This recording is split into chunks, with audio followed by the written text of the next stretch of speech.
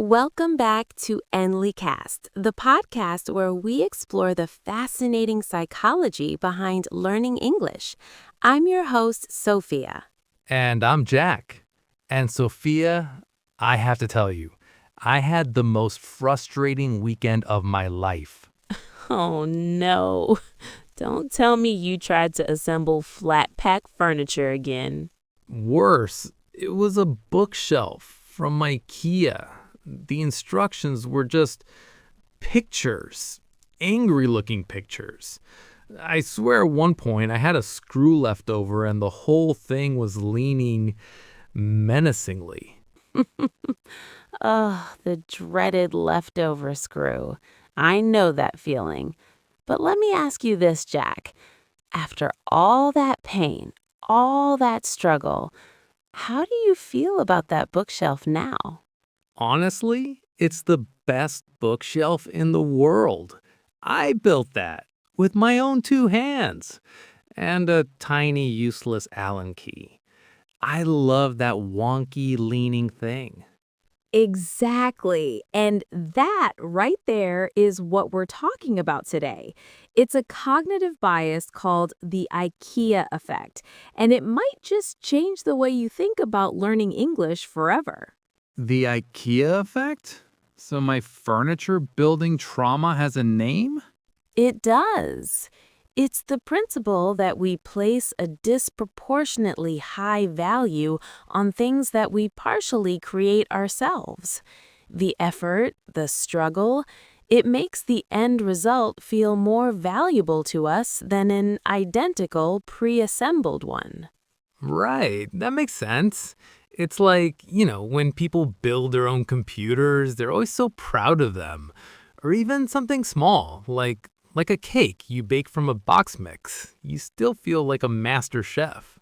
Totally. You feel that sense of ownership and competence. Your labor, your sweat, your confusion over pictograms, it all gets baked into the final product. It becomes a part of its story and a part of your story.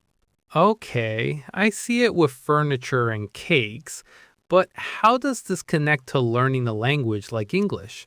Are you saying my grammar struggles are like that leftover screw? In a way, yes. That's the perfect question, Jack. It's not just about grammar. It's about the entire feeling of building your own competency. Before we dive into the nuts and bolts of language, let's think about the emotional investment.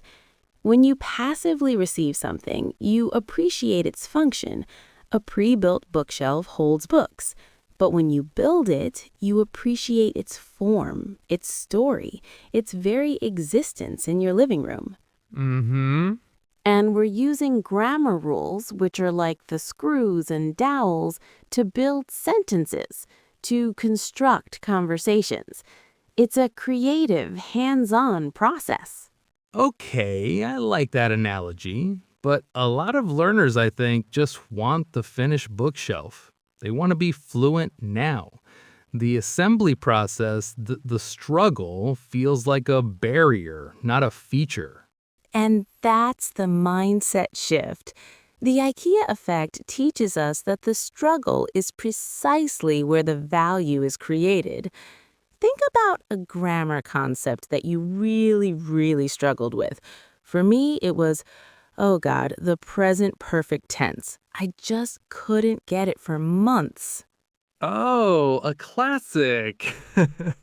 Right? But after weeks of doing exercises, making mistakes, getting frustrated, when it finally clicked, that understanding wasn't just some rule I memorized from a book, it was my understanding. I had built it myself. I cherished it. You owned it. I owned it. And that brings us to the second point, how this reframes our relationship with mistakes. A mistake isn't a failure. It's just you looking at the instruction manual and realizing you put panel C where panel D was supposed to go. Yes, it's not a catastrophe. You just unscrew it, maybe grumble a little, and try again. And you know what? You'll probably never make that specific mistake again because the frustration of having to fix it really solidifies the lesson. Exactly. The effort makes the memory stickier. The struggle is a feature, not a bug. Every time you have to look up a word or you restructure a sentence to make it sound more natural, you are turning the screws. You are tightening the bolts of your own personal English language instruction. So that feeling of pride, that I did it moment when you successfully tell a joke in English or navigate a conversation, that's the IKEA effect in action. You value it more because you remember the work that went into it. You got it.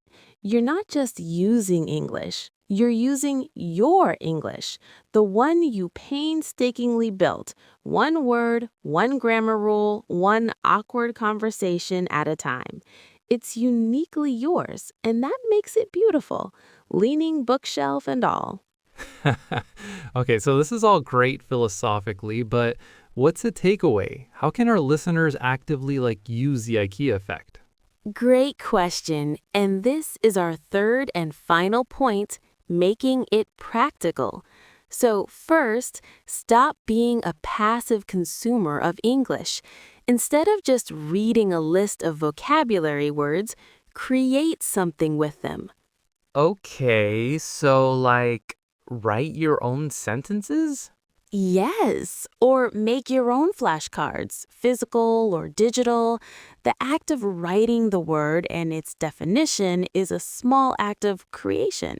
It's the first step of the assembly. Or even better, try to explain a new word or concept to someone else. That forces you to really build your understanding of it.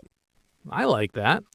Another idea could be to personalize your learning. So instead of using the example sentences from a textbook, create sentences about your own life, your own job, your own hobbies. You're building something that is directly useful and meaningful to you. That's a fantastic tip. It's like choosing the color of paint for your bookshelf. It makes it yours. Also, embrace projects. Don't just study English. Decide to write a short story in English or prepare a 5-minute presentation in English about my favorite movie. Right, because a project has a finished product, something you can look at and say, I built that. Precisely. That tangible outcome is a psychological reward, and that feeling will motivate you far more than just ticking off a chapter in a textbook. But this brings us to a really important nuance, Jack. There's a potential pitfall here, a sort of dark side to the IKEA effect that's worth mentioning. If you feel like you're building your understanding of English with us here at Enlycast, we'd love for you to help us build this community. Take a moment to hit that subscribe or follow button on whatever platform you're using. Yep, and maybe leave a rating or a like. It genuinely helps us a lot. It tells the algorithms that we're making something worthwhile, and that helps other learners, people just like you, find the show and join the conversation. It's a small click for you, but it's a huge help for us. We appreciate it so much. So, to wrap up, the next time you're feeling frustrated with English, the next time you feel stuck on a grammar point or a new word, try to reframe it. You're not failing. You're just in the middle of the assembly process. You're building your own beautiful, slightly wonky, but incredibly valuable bookshelf. And the struggle is what's going to make you love it in the end. Are you more of a give me the flat pack and the Allen key learner? Someone who really embraces the struggle because you know it leads to a greater sense of pride and ownership in the end. Which leads us to our question for you, our listeners. We want to hear from you in the comments or on our social media. When it comes to learning, what kind of person are you? Or are you more of a I'd rather buy it pre-assembled, learner. Do you prefer clear, direct instructions and the fastest path to the correct result because the end product is more important to you than the process? There's absolutely no wrong answer, and we'd love to see the different perspectives. Let us know. Bye, everyone. That's all the time we have for today. Thanks for tuning in to Enlycast. Keep building, keep learning, and we'll talk to you next week.